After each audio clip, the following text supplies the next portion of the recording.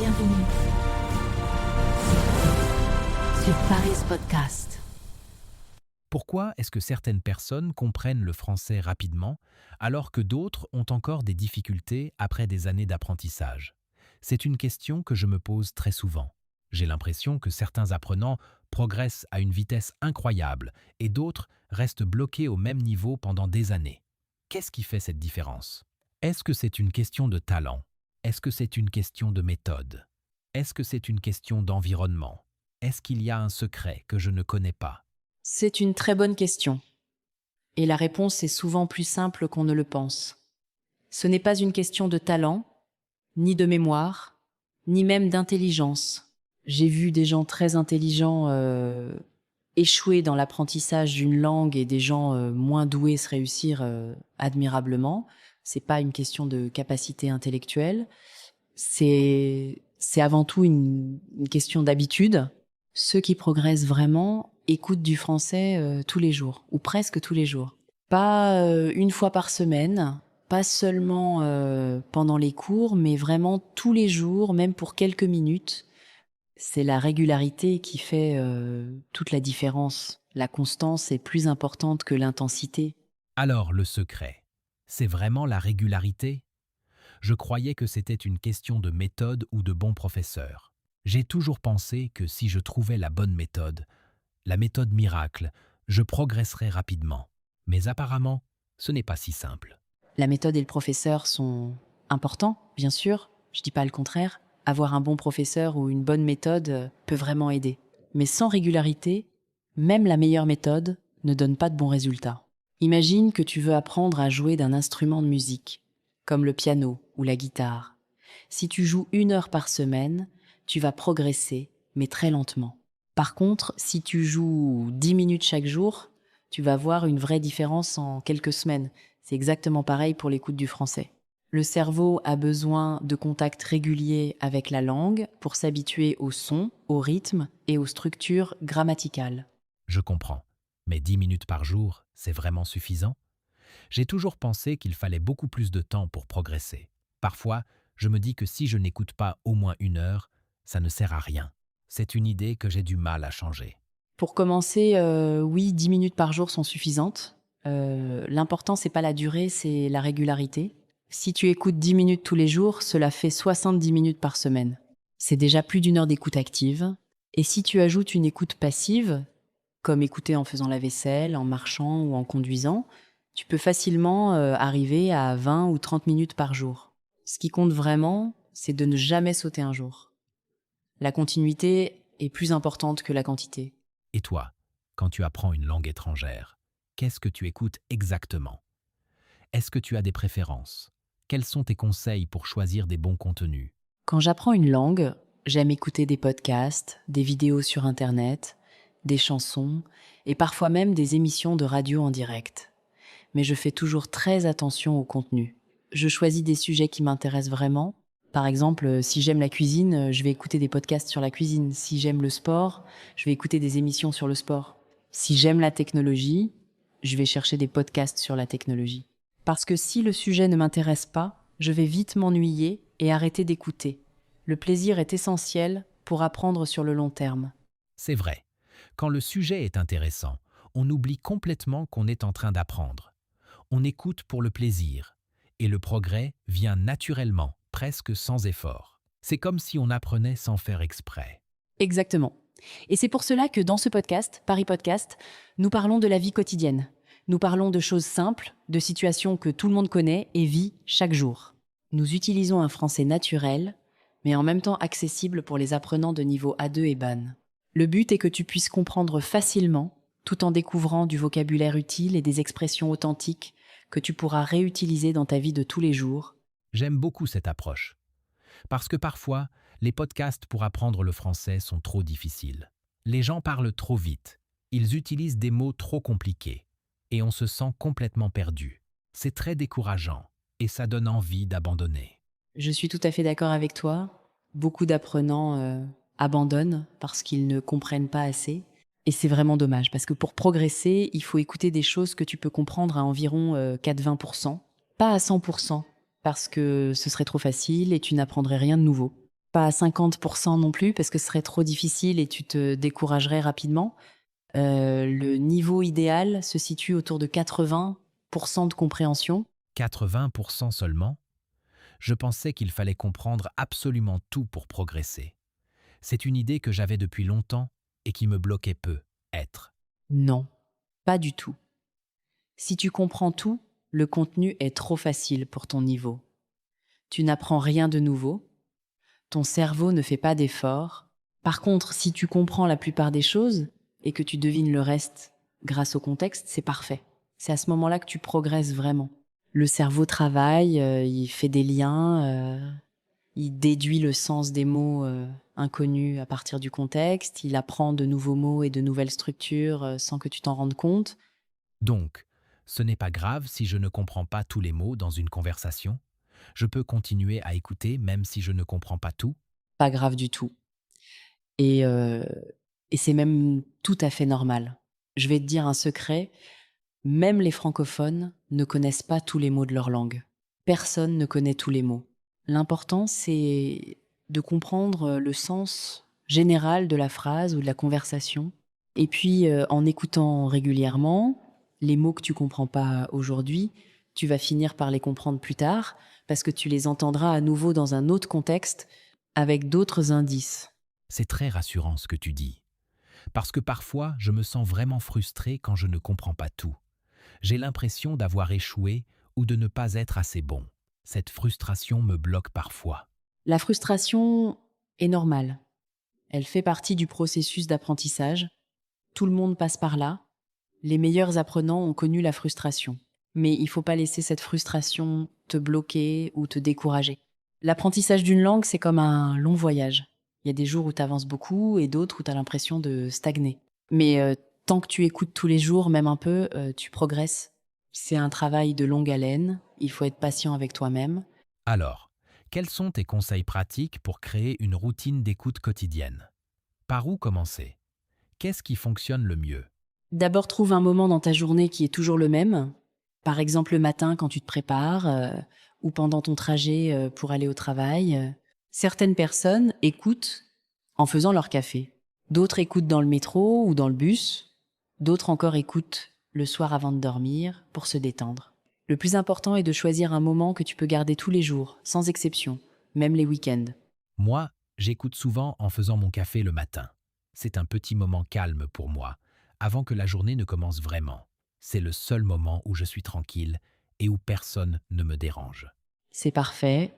Ces petits moments sont très précieux et tu vois, t'as pas besoin de beaucoup de temps. Le matin, tu peux écouter 5 minutes, 10 minutes, 15 minutes. Tout ce temps s'accumule. À la fin de la semaine, t'as déjà écouté plusieurs heures de français. À la fin du mois, t'as écouté des dizaines d'heures. C'est énorme et ça fait une grande différence. Oui, je n'avais pas pensé à ça. Additionner les petites durées, ça fait beaucoup à la fin. Je sous-estimais l'effet cumulatif de l'apprentissage. Exactement. C'est la force de la routine. C'est pas la durée d'une seule session qui compte, mais le total accumulé sur plusieurs jours et semaines. Et en plus, ton cerveau apprend mieux avec des sessions courtes et régulières qu'avec de longues sessions espacées. C'est scientifiquement prouvé par des études en neurosciences. Si ce podcast vous aide à améliorer votre compréhension du français, abonnez-vous à Paris Podcast. Votre soutien nous permet de publier de nouveaux épisodes chaque semaine. C'est un petit geste qui fait une grande différence pour nous. Et aujourd'hui, nous allons parler de beaucoup de sujets de la vie quotidienne. Nous allons parler du café, des courses, du travail, des loisirs, des transports, de la santé, de la météo, des vêtements, des voyages, de la technologie. Nous allons parler de la famille, des amis, des vacances, des restaurants, des cultures. Tout ce que tu vis chaque jour, nous allons en parler. Le but est que tu puisses reconnaître le vocabulaire que nous utilisons dans ta propre vie et que tu te sentes plus à l'aise dans des situations réelles. Alors, commençons par le matin. Comment est-ce que tu commences ta journée, toi? Raconte-moi en détail, étape par étape. Je commence toujours par un café. C'est un véritable rituel pour moi. Je prépare mon café avec soin, j'utilise une machine à café italienne, j'attends que l'eau soit à la bonne température. Je m'assois près de la fenêtre, je regarde le ciel et je bois doucement. C'est un moment de calme et de tranquillité absolue, avant de commencer la journée. Pendant ce temps, je fais rien d'autre, juste boire mon café et regarder par la fenêtre. C'est mon moment à moi. Personne ne me dérange. Moi aussi, je bois un café le matin, mais je ne prends pas toujours le temps de m'asseoir tranquillement. Parfois, je bois mon café en courant parce que je suis en retard. C'est un peu stressant et pas très agréable. Je te comprends. Beaucoup de gens sont pressés le matin, surtout en semaine. Mais si tu peux, prends ne serait-ce que 5 minutes pour toi. Ces quelques minutes sont bonnes pour ton moral et pour ta santé mentale. Et pendant ce temps, tu peux écouter un podcast en français, même si ce n'est que pour une courte durée. C'est un excellent moyen de commencer la journée avec la langue. C'est une bonne idée. Je vais essayer de faire ça à partir de demain. Le matin, je vais m'asseoir avec mon café et j'écouterai Paris Podcast. Je vais essayer de transformer ce moment stressant en un moment agréable et productif. C'est un excellent projet et après le petit déjeuner, il faut aller au travail. Comment est-ce que tu te déplaces habituellement ? Je prends le métro. Le métro est très pratique dans ma ville, même s'il est souvent bondé aux heures de pointe. Je peux lire, écouter ou simplement regarder les gens. Mais en général, je préfère écouter quelque chose pour ne pas perdre ce temps de trajet. Et dans le métro, tu écoutes quoi en ce moment ? Maintenant, j'écoute surtout des podcasts comme celui-ci. C'est parfait parce que je ne peux pas lire confortablement dans le métro quand il y a du monde. Avec les écouteurs, je peux écouter et apprendre sans être dérangé. C'est un moment parfait pour l'écoute. Le temps de trajet passe vite et je progresse en même temps. C'est exactement ce que je fais aussi. Le métro, le bus, le train, la marche, ce sont tous des moments où tu peux écouter sans faire autre chose. Et c'est très efficace parce que ton cerveau est entièrement concentré sur ce que tu entends. Tu n'es pas distrait par d'autres tâches. Certaines personnes vont au travail en voiture. Dans la voiture, on peut aussi écouter des podcasts. Oui, absolument. C'est facile parce que on n'a pas besoin de regarder quoi que ce soit. On peut se concentrer sur la route et sur ce qu'on entend. C'est très pratique. Beaucoup de gens écoutent des podcasts dans leur voiture. C'est devenu très courant. La voiture, le métro, le bus, la marche, tous ces moments sont parfaits pour l'écoute. Exactement. Et ce sont souvent des moments qu'on perd si on ne fait rien. Alors, autant les utiliser pour apprendre. C'est une façon intelligente de gérer son temps et de transformer des moments morts en moments d'apprentissage. Et quand tu arrives au travail, est-ce que tu utilises le français avec tes collègues ? Oui, bien sûr. Je parle français tous les jours, toute la journée, mais pour toi, peut être que tu ne parles pas français au travail. Et ce n'est pas grave. Si tu ne peux pas parler, écoute. L'écoute est très importante. Elle prépare ton cerveau à parler, elle crée des connexions neuronales qui faciliteront l'expression orale plus tard. C'est intéressant. Tu as dit que l'écoute prépare à parler. Comment ça fonctionne exactement dans le cerveau ? Quand tu écoutes beaucoup de français, ton cerveau s'habitue aux sons, au rythme, aux intonations, aux accents. Il apprend les structures des phrases naturellement, sans effort conscient. Et quand tu vas vouloir parler, les mots vont venir plus facilement, presque automatiquement, parce que ton cerveau les a déjà entendus des centaines de fois. C'est comme une chanson que tu as entendue plusieurs fois. Tu connais les paroles sans les avoir apprises par cœur. Donc, même sans parler, l'écoute m'aide à parler ? Oui, absolument, les linguistes appellent ça l'apprentissage implicite. Le cerveau apprend sans que tu t'en rendes compte. C'est comme un enfant qui apprend sa langue maternelle. Il écoute pendant des mois avant de parler. Puis un jour, il dit ses premiers mots. L'écoute a préparé le terrain pendant tout ce temps. Et ne t'inquiète pas si tu ne parles pas parfaitement. L'important est d'oser parler, même avec des erreurs. Oui, exactement. Beaucoup d'apprenants ont peur de faire des erreurs. Alors ils ne disent rien, mais c'est une erreur. Parce que les erreurs sont normales. Elles font partie de l'apprentissage. Tout le monde fait des erreurs, même les francophones. La clé est d'accepter les erreurs et de continuer à parler. Tu as raison. J'ai souvent peur de faire des erreurs quand je parle. Alors parfois, je ne dis rien. Mais je sais que ce n'est pas la bonne solution. Il faut que je dépasse cette peur. Non, c'est pas la bonne solution, en effet. Les francophones font des erreurs aussi. Les gens qui parlent depuis toujours font des fautes de grammaire ou de vocabulaire. Ce qui est important, c'est de communiquer. Si la personne en face comprend ce que tu veux dire, c'est déjà une victoire. La communication passe avant la perfection.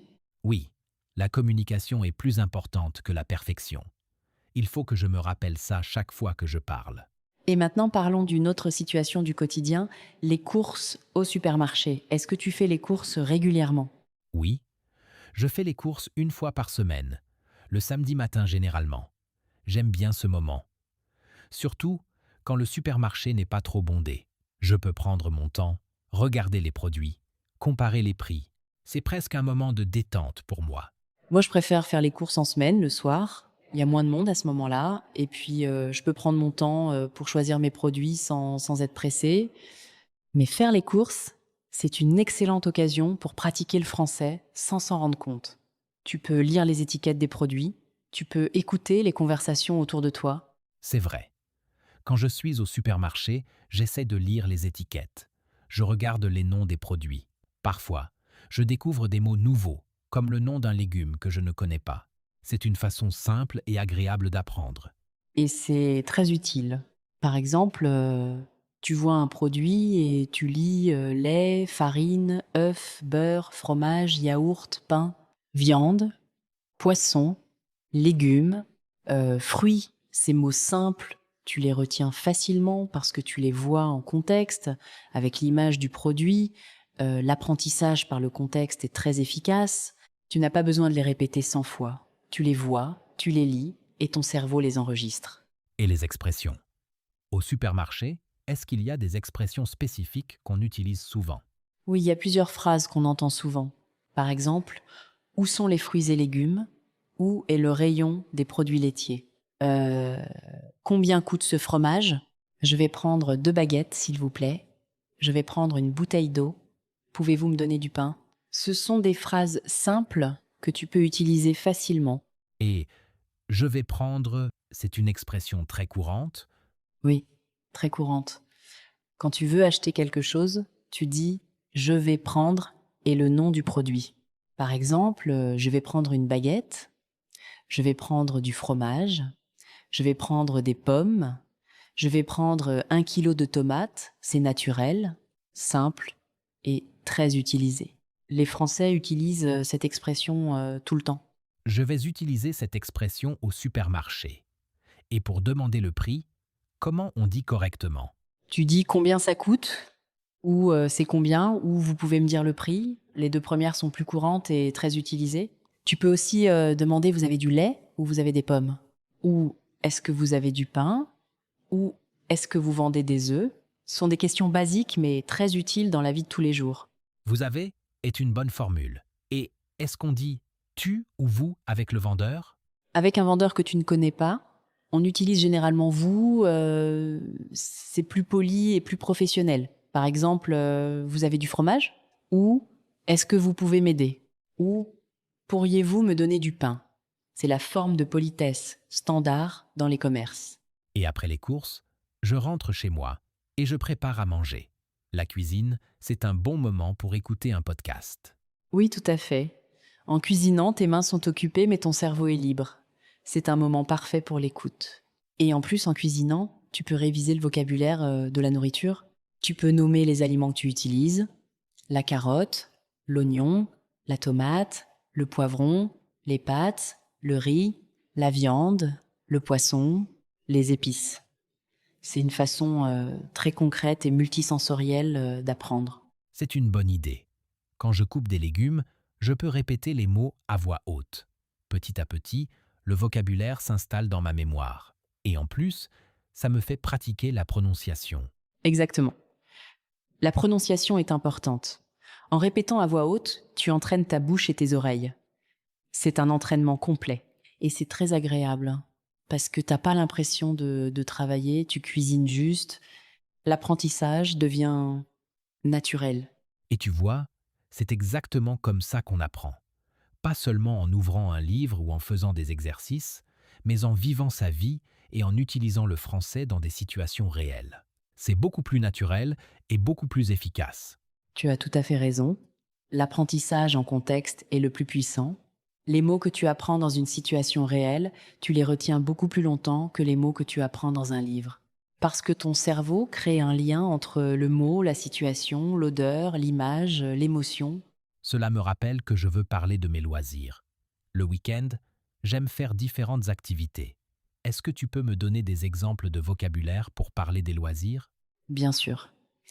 Il y a beaucoup d'activités de loisirs, par exemple faire du sport, regarder un film, lire un livre, se promener, sortir avec des amis, aller au cinéma, écouter de la musique, jouer d'un instrument, faire du vélo, nager, aller à la plage, faire une randonnée, faire du jardinage, cuisiner, jouer à des jeux. Pour chaque activité, il y a du vocabulaire spécifique. Mais commençons par les bases. Je vais au cinéma le week-end. J'aime beaucoup regarder des films français. C'est bon pour mon écoute et pour ma culture. C'est excellent. Regarder des films français est une des meilleures façons d'apprendre. Mais il faut faire attention. Certains films parlent très vite ou utilisent beaucoup d'argot. Pour commencer, regarde des films avec des dialogues simples ou alors regarde des séries françaises. Les séries sont souvent plus faciles à comprendre parce que les personnages ont des voix familières après quelques épisodes. Pourquoi les séries sont plus faciles que les films? Parce que les personnages parlent de la vie quotidienne, ils utilisent des mots simples et des phrases courtes, et tu as plusieurs épisodes, donc tu t'habitues à la voix des personnages. Plus tu entends une voix, plus tu la comprends facilement. C'est plus facile de comprendre une voix que tu as entendue plusieurs fois qu'une nouvelle voix. C'est logique. Et toi, qu'est-ce que tu fais le week-end?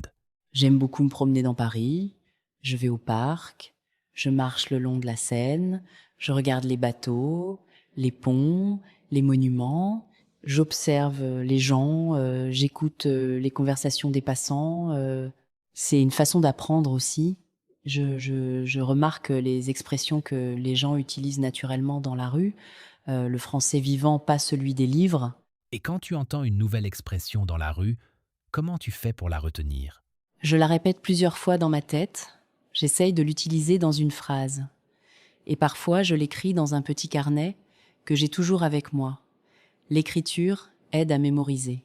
Mais le plus efficace, c'est d'utiliser la nouvelle expression dans une vraie conversation. Quand tu l'utilises, elle s'installe vraiment dans ta mémoire. Donc, pour retenir, il faut écouter, répéter et utiliser. C'est un bon système en 3 étapes. Exactement. Écoute, répète, utilise. C'est le cycle de l'apprentissage. Et surtout, ne te décourage pas. Si tu oublies une expression, ce n'est pas grave. Tu vas l'entendre à nouveau un autre jour et tu la retiendras à ce moment-là. L'apprentissage est fait de répétition. Parfois, j'oublie des mots que je connais pourtant bien, et ça me frustre beaucoup. J'ai l'impression de perdre mon temps. C'est normal. Le cerveau humain fonctionne comme ça. Il y a des mots que tu actives facilement et d'autres que tu dois chercher un peu plus longtemps. Plus tu utilises un mot, plus il est facile à retrouver. Alors continue à écouter, continue à répéter, continue à parler. Le vocabulaire va s'installer progressivement. Et qu'en est-il des vacances? C'est un sujet que j'aime beaucoup. Est-ce que tu aimes voyager? J'adore voyager. Mais je voyage surtout en France. Il y a tellement de belles régions à découvrir dans ce pays. La Bretagne avec ses côtes sauvages, la Provence avec ses champs de lavande, les Alpes avec leurs montagnes, la Normandie avec ses plages, le Sud-Ouest avec ses vignobles, la Corse avec ses criques. Chaque région a sa propre culture, sa propre cuisine et même son propre accent. L'accent, c'est intéressant. Est-ce que les accents sont très différents en France? Oui, il y a des différences notables. L'accent du Sud est chantant, plus lent, plus mélodieux. L'accent du Nord est plus rapide et plus fermé. L'accent de l'Est a des influences germaniques. L'accent marseillais est très reconnaissable. L'accent toulousain est plus doux. Mais ne t'inquiète pas. Même les francophones ne comprennent pas toujours tous les accents. C'est normal. L'important est de s'habituer progressivement à différentes façons de parler. Et toi, quel accent préfères-tu? Personnellement, j'aime tous les accents. Chaque accent a son charme et sa personnalité. Mais pour un apprenant, je recommande d'écouter surtout l'accent parisien. C'est l'accent le plus neutre et le plus standard. Et c'est celui qu'on entend le plus à la télévision, à la radio et dans les podcasts. Donc, pour progresser, je devrais écouter surtout des médias parisiens. Ce n'est pas une obligation, mais c'est une bonne idée pour commencer. Les journalistes parlent clairement, ils articulent bien, ils utilisent un vocabulaire correct et standard. C'est un bon modèle pour apprendre, mais n'oublie pas non plus d'écouter du français parlé, plus familier, Ce français est plus rapide, avec des expressions différentes et des contractions. C'est une bonne transition. Pourrais-tu donner des exemples de différences entre le français écrit et le français parlé? Oui, bien sûr, avec plaisir. À l'écrit, on dit je ne sais pas, mais à l'oral, on dit souvent je sais pas. On supprime le nez. C'est plus court et plus rapide. À l'écrit, on dit il y a. À l'oral, on dit il y a. On supprime aussi le il. À l'écrit, on dit je suis. À l'oral, on dit tu. À l'écrit, on dit tu es. À l'oral, on dit t'es. À l'écrit, on dit je ne veux pas. À l'oral, on dit je veux pas. À l'écrit, on dit je ne peux pas. À l'oral, on dit je peux pas. Donc, quand j'écoute, je dois m'attendre à entendre ces formes simplifiées. Exactement. Le français parlé est plus court, plus rapide, plus fluide. Mais ne t'inquiète pas. Avec l'habitude, tu vas reconnaître ces formes sans difficulté. Et puis, tu vas les utiliser toi-même, parce que c'est ce que disent les Français au quotidien, entre amis, en famille, dans la rue. Et tu es, à l'oral, ça devient t'es. C'est pareil. Oui, parfaitement. Thèse est très courant. Et je suis devient tuise. Ce n'est pas du mauvais français. Ce n'est pas une erreur. C'est du français parlé, du français familier. C'est ce qu'on utilise avec les gens qu'on connaît bien. Ce sont des contractions naturelles et tout à fait normales. Je vais essayer d'utiliser ces formes, mais j'ai peur de mal les utiliser ou de paraître impoli. N'aie pas peur. Les Français vont comprendre ce que tu veux dire. Et ils vont apprécier que tu fasses l'effort de parler comme eux. La communication, encore une fois, est plus importante que la perfection. Alors parle, même avec des erreurs. Les erreurs sont des étapes vers la maîtrise. Et les émotions. Comment est-ce qu'on exprime ces émotions en français? Il y a beaucoup d'expressions pour exprimer les émotions. Pour dire que tu es content, tu dis je suis content, ou je suis ravi, ou je suis heureux, ou je suis enchanté. Pour dire que tu es triste, tu dis je suis triste, ou je suis déçu, ou je suis déprimé. Pour exprimer la surprise, tu dis ah bon, ou vraiment, ou c'est vrai, ou je n'en crois pas mes yeux. Pour exprimer la colère, tu dis je suis en colère, ou ça m'énerve, ou ça me rend fou, ou je suis furieux. Les émotions sont assez simples à exprimer avec ces phrases de base. Et j'adore? C'est une expression d'émotion forte? Oui, j'adore exprime un grand plaisir, une grande joie. Tu peux dire j'adore le chocolat, ou j'adore ce film, ou j'adore cette chanson, ou j'adore cette ville. C'est plus fort que j'aime. C'est une expression très utilisée dans la vie quotidienne. Et je déteste, c'est le contraire. C'est pour quelque chose que tu n'aimes pas du tout. Donc, j'adore et je déteste sont des mots forts, des mots puissants. Oui, exactement.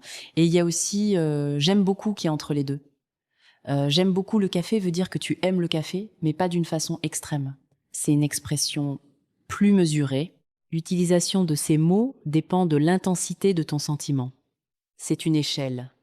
J'adore, j'aime beaucoup, j'aime, je n'aime pas, je déteste. Je retiens. J'adore, j'aime beaucoup, j'aime, je n'aime pas, je déteste. C'est une échelle très utile. Parfait, tu as bien compris. Et n'oublie pas, j'apprécie. C'est un mot plus poli, plus formel. J'apprécie votre aide est une phrase que tu peux utiliser au travail ou avec des personnes que tu ne connais pas bien. C'est plus soutenu et plus réservé. C'est bon à savoir pour le travail, où il faut parfois être plus formel. Et justement, au travail, il y a un vocabulaire spécifique qu'il est utile de connaître. Par exemple, le bureau est l'endroit où tu travailles, le collègue est la personne avec qui tu travailles. Le chef ou le responsable est la personne qui dirige l'équipe. La réunion est un moment où plusieurs personnes se retrouvent pour discuter du travail. Le projet est un travail à réaliser sur une période donnée. La réunion, c'est un mot que je connais. Et le dossier, Le dossier est un ensemble de documents sur un sujet spécifique. Tu peux avoir un dossier sur un projet, sur un client, sur une affaire. Tu peux aussi dire je travaille sur un dossier. C'est très courant dans le monde professionnel. Et le rapport est un document que tu écris pour présenter des informations, des résultats ou des conclusions. donc, si je comprends bien, au travail, On utilise des mots comme dossier, rapport, réunion, collègue, chef, projet. Et les horaires. Ce sont les moments où tu commences et finis ton travail. Je commence à 9 heures et je finis à 10 à 7 heures sont des phrases très utiles. Et la pause est le moment de repos, souvent pour le déjeuner ou pour une courte pause café. Et si je veux parler de mes études, quels mots utiliser? Pour les études, tu utilises la fax pour l'université. Le cours est une leçon, l'examen est le test à la fin du cours. La note est le résultat de l'examen. Le professeur est la personne qui enseigne. Les devoirs sont les travaux à faire à la maison. La bibliothèque est l'endroit où tu étudies. Est-ce que la fac est un mot familier? Oui, la face est familier. Le mot formel est l'université, mais tout le monde dit la face. Les étudiants disent toujours la face. C'est un bon exemple de français parlé. Les mots formels sont souvent raccourcis ou simplifiés dans la vie quotidienne. Comme le resto pour le restaurant, ou le ciné pour le cinéma, ou l'appart pour l'appartement. Exactement. Tu as parfaitement compris le principe. Beaucoup de mots longs sont réduits à 2 syllabes. C'est plus rapide, plus facile, plus naturel. L'apéro pour l'apéritif, le dirlo pour le directeur. La prof pour la professeure, le frigo pour le réfrigérateur, la télé pour la télévision, le vélo pour la bicyclette. Ce n'est pas du langage soutenu, mais c'est du langage quotidien. Si vous aimez apprendre le français avec nos conversations, soutenez Paris Podcast avec un abonnement. Merci de faire partie de notre communauté. Chaque abonnement nous encourage à continuer. Et maintenant, parlons des habitudes quotidiennes. Ce sont les petites choses que tu fais chaque jour, presque sans y penser. Par exemple, se réveiller, se lever, se laver, s'habiller, prendre son petit déjeuner, brosser ses dents, se coiffer, se maquiller. Toutes ces actions font partie de ta routine. Et se coucher pour aller dormir le soir. Oui, se coucher. La routine du soir est aussi importante que la routine du matin. Je me couche à 22 heures signifie que tu vas dormir à 10 heures du soir. Je me réveille à 7 heures est une phrase simple et très utile. La routine est un cadre rassurant. Et les verbes pronominaux, c'est difficile pour moi. Parfois, je ne sais pas où mettre le petit mot. Les verbes pronominaux sont des verbes qui s'utilisent avec un petit mot comme me, t'es, c'est, nous, vous. Par exemple, je me lève, tu te laves, il se couche, nous nous réveillons, vous vous habillez. En fait, ils sont très utilisés dans la routine quotidienne. Ils décrivent des actions que tu fais sur toi-même. Donc, je me brosse les dents. C'est un verbe pronominal. Oui, parfaitement. Se brosser les dents est un verbe pronominal. C'est une action que tu fais sur toi-même. Je me coiffe aussi, je m'habille aussi, je me prépare aussi, je me rase aussi. Toutes ces actions sont des verbes pronominaux. Il faut les apprendre avec le petit mot, sinon elles n'ont pas de sens. C'est une de mes principales difficultés. Parfois, j'oublie le petit mot et je dis « je lève » au lieu de « je me lève ».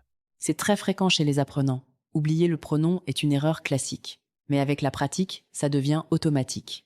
Écoute beaucoup, répète les phrases à voix haute, et petit à petit, ton cerveau va intégrer la structure. C'est une question d'habitude.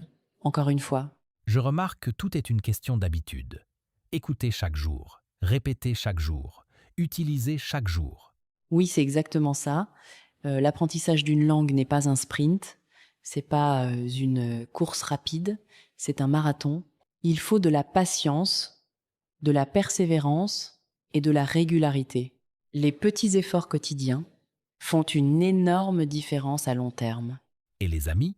Comment est-ce qu'on parle des amis en français? Un ami est une personne que tu aimes bien, en qui tu as confiance. Un copain est un ami plus familier, plus proche. Une amie est une copine est une amie plus familière. Les deux sont corrects. La différence est le niveau de familiarité et de proximité. Et pour parler de la famille, quels mots utiliser? Les mots de base sont la mère, le père, le frère, la sœur. Ensuite, les grands-parents, les petits-enfants, l'oncle, la tante, le cousin, la cousine. Et les mots plus affectueux et familiers, maman, papa, grand-mère, grand-père, Ces mots sont utilisés par tout le monde, adultes inclus. Même une personne âgée dit maman pour parler de sa mère. Même les adultes disent « maman ». Oui, bien sûr. Les adultes disent maman et papa toute leur vie. C'est très naturel et très courant. Ma mère est plus formelle, plus distant. Maman est plus affectueux, plus chaleureux. Le choix dépend du contexte et de la relation que tu as avec ta mère. Et la famille, en général, c'est important pour les Français? Oui, la famille est très importante dans la culture française. On voit souvent sa famille le week-end pour les repas, pour les fêtes. Les repas de famille sont des moments très importants. On discute, on partage, on mange ensemble. C'est un moment de convivialité et de partage. Et pendant ces repas de famille, on parle de quoi? On parle de tout. Du travail, des études, des vacances, des actualités, de la politique parfois. On raconte des histoires drôles ou des souvenirs. On donne des nouvelles de chacun. Et on utilise un langage familier, détendu, naturel. C'est une bonne occasion d'entendre du français authentique. C'est exactement ce que je cherche. Du français naturel, pas du français de manuel scolaire. Je comprends parfaitement. Le français des manuels est correct, grammaticalement parfait, mais parfois un peu rigide, un peu artificiel. Le français parlé est plus vivant, plus varié, plus expressif. Et c'est pourquoi l'écoute est si importante. En écoutant, tu découvres le français tel qu'il est vraiment parlé dans la vie de tous les jours. Et les petites conversations entre voisins? Qu'est-ce qu'on dit quand on croise son voisin? Bonjour est le mot le plus important. Avec un sourire, c'est parfait. Ensuite, on peut dire il fait beau aujourd'hui, ou il fait mauvais temps, ou il fait froid, ou il fait chaud.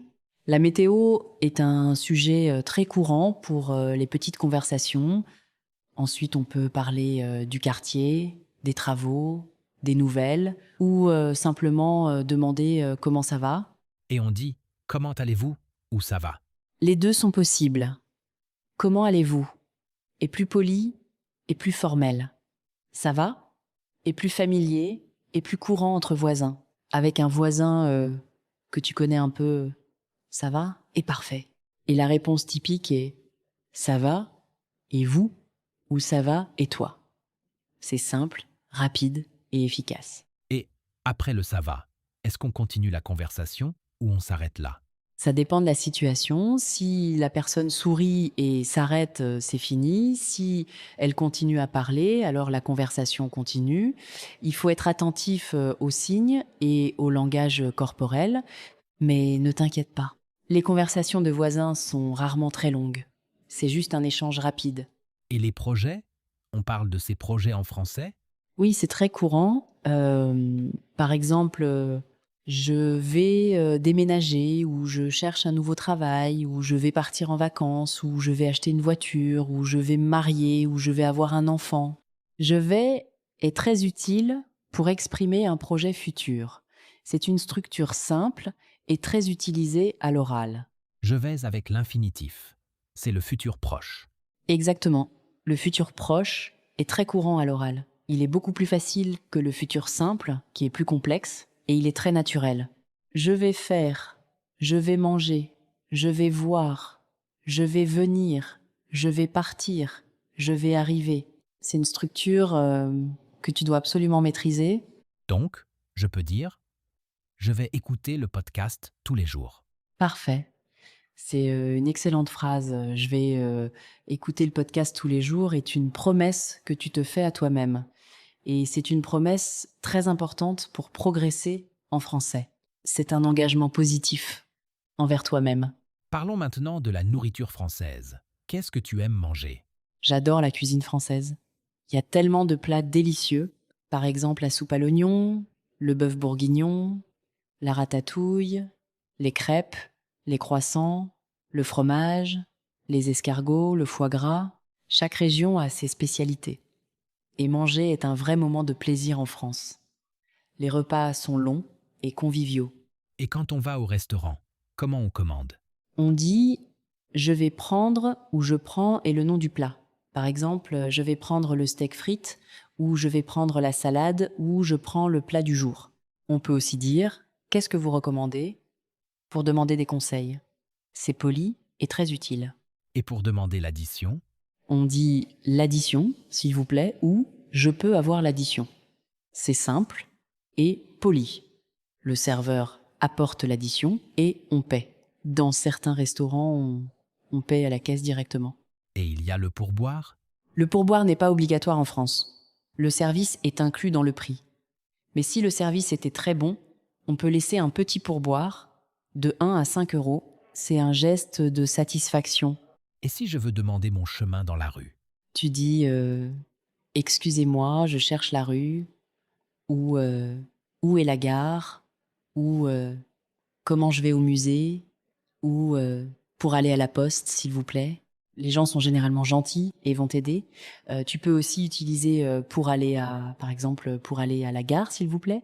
et si je ne comprends pas la réponse, Tu dis pouvez-vous répéter, s'il vous plaît, ou plus lentement, s'il vous plaît, ou je ne comprends pas, pouvez-vous répéter. Les gens vont parler plus lentement. C'est tout à fait normal de demander. et pour les courses de vêtements, Tu entres dans un magasin et tu dis bonjour, puis tu regardes les vêtements. Pour essayer, tu demandes je peux essayer? La cabine d'essayage est la cabine. Tu peux demander où sont les cabines. Puis, si tu aimes, tu dis je vais le prendre. Sinon, tu dis merci, c'est tout.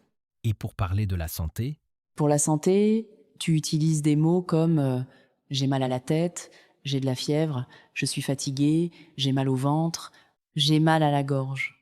Si tu vas chez le médecin, tu dis j'ai rendez-vous chez le docteur. Le médecin va t'examiner et te donner des conseils. et les transports en commun, Pour prendre le métro, tu dis un billet, s'il vous plaît, ou un ticket de métro. Ensuite, tu regardes le plan, tu trouves ta ligne et ta direction. Si t'es perdu, tu demandes pour aller à, où cette ligne va, où est-ce que ce train va. et le temps, la météo, La météo est un sujet très important en France, on en parle tout le temps. Il fait beau, il fait mauvais, il pleut, il neige, il fait du vent, il fait chaud, il fait froid. C'est une façon de commencer une conversation. Quel temps fait-il est une question courante. Parlons maintenant de la technologie. Comment on parle de la technologie en français? On utilise des mots comme le téléphone, l'ordinateur, la tablette, les réseaux sociaux, Internet, le Wi-Fi. Pour les réseaux sociaux, on dit Facebook, Instagram, Twitter, TikTok. On dit je suis sur Facebook ou je regarde des vidéos sur YouTube. La technologie est partout. Et pour parler de la musique, On dit j'écoute de la musique ou j'aime la musique classique, le rock, le jazz, la pop. On peut dire quel est ton chanteur préféré ou quelle est ta chanson préférée. La musique est un sujet de conversation très courant. et pour parler de la lecture, On dit je lis un livre ou je lis un roman, une bande dessinée, un magazine. On peut demander qu'est-ce que tu lis en ce moment ou tu as des recommandations de livres. Lire est un loisir très apprécié en France.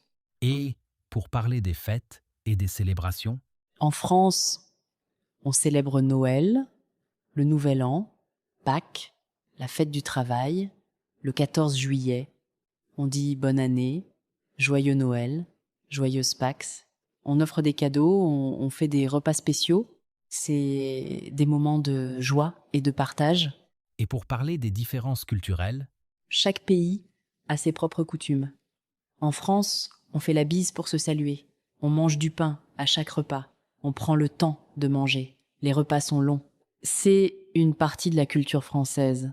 et pour parler de l'apprentissage en ligne, Aujourd'hui, on peut apprendre le français en ligne. Il y a des applications, des sites web, des podcasts, des vidéos. On peut apprendre à son rythme quand on veut. C'est très pratique. Tu peux utiliser des applications comme Duolingo ou des podcasts comme celui-ci. et pour parler des problèmes d'apprentissage, Tout le monde rencontre des difficultés.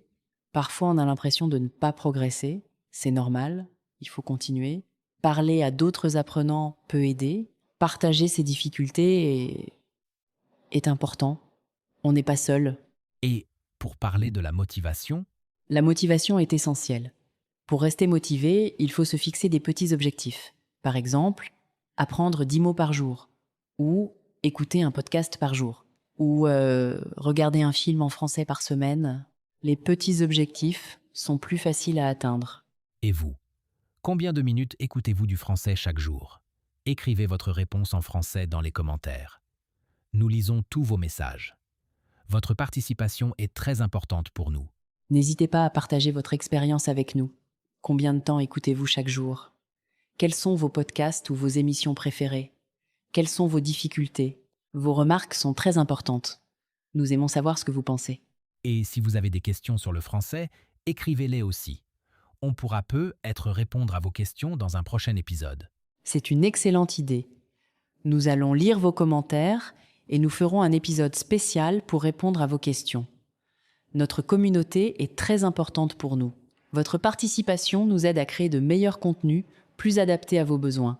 Alors, pour résumer un peu cet épisode, on a parlé de beaucoup de choses. On a parlé de l'importance d'écouter du français tous les jours. On a dit que 10 minutes par jour, c'est mieux qu'1 heure par semaine. La régularité est la clé. Ouais. On a parlé de la routine. Trouver un moment fixe chaque jour pour l'écoute. Le matin, le soir ou pendant le trajet. L'important est de ne jamais sauter un jour, même pour quelques minutes. On a parlé des situations du quotidien. Le café, les courses, le métro, le travail, la cuisine. On a donné du vocabulaire pour la vie de tous les jours. On a parlé des loisirs, des vacances, de la famille, des amis. Et on a parlé des émotions, des projets. Tous ces sujets sont des sujets de la vie quotidienne qu'on rencontre chaque jour. On a parlé des différences entre le français écrit et le français parlé. Les contractions comme « je sais pas » ou « tes » ou « ya ». Ce sont des formes très courantes. Oui. Et on a rappelé que c'est pas du mauvais français, c'est pas des erreurs, c'est du français parlé, du français familier, c'est la langue qu'on utilise entre amis, en famille, dans la rue, dans la vie de tous les jours. On a parlé des verbes pronominaux. Des verbes comme se lever, se coucher, s'habiller, se laver. Ils sont un peu difficiles, mais très importants pour parler de sa routine. Et on a parlé de l'importance de ne pas avoir peur. Ne pas avoir peur de faire des erreurs. Ne pas avoir peur de ne pas tout comprendre. Ne pas avoir peur de parler. L'important est de continuer à écouter, à apprendre, à progresser. Parce que l'écoute est vraiment la clé de tout. L'écoute est vraiment la clé. Plus tu écoutes, plus tu progresses. C'est simple, mais c'est vrai. Et ce podcast, Paris Podcast, est fait pour ça. Pour que tu aies un contenu de qualité à écouter chaque jour. Nous sommes là pour t'accompagner dans ton apprentissage. Alors, si cet épisode t'a plu, n'oublie pas de t'abonner et écoute le prochain épisode demain et le surlendemain. Et chaque jour, la régularité est ton meilleur allié. Merci d'avoir écouté Paris Podcast. Nous espérons que cet épisode t'a aidé à mieux comprendre le français et à prendre confiance. N'oublie pas de laisser un commentaire pour nous dire combien de minutes tu écoutes chaque jour. À très bientôt pour le prochain épisode de Paris Podcast. Nous avons encore beaucoup de sujets à aborder ensemble. La langue française est vaste et passionnante. À très bientôt. Et n'oublie pas, écoutez, répétez, utilisez. C'est le chemin vers la maîtrise du français. Bon courage et bonne écoute à tous. Nous vous attendons nombreux pour le prochain épisode. Continuez à apprendre, continuez à écouter et surtout, continuez à croire en vous. La langue française est belle et accessible à tous ceux qui font l'effort de l'écouter chaque jour. Et n'oubliez pas que chaque petit pas compte. Chaque minute d'écoute est une victoire. Vous progressez, même si vous ne le voyez pas toujours. Soyez fiers de vous. Exactement. Chaque effort est important et nous sommes là pour vous accompagner. Paris Podcast est votre partenaire dans l'apprentissage du français. Alors, à demain pour un nouvel épisode. À demain et bonne écoute à tous. À demain. Merci d'avoir écouté Paris Podcast. Au revoir.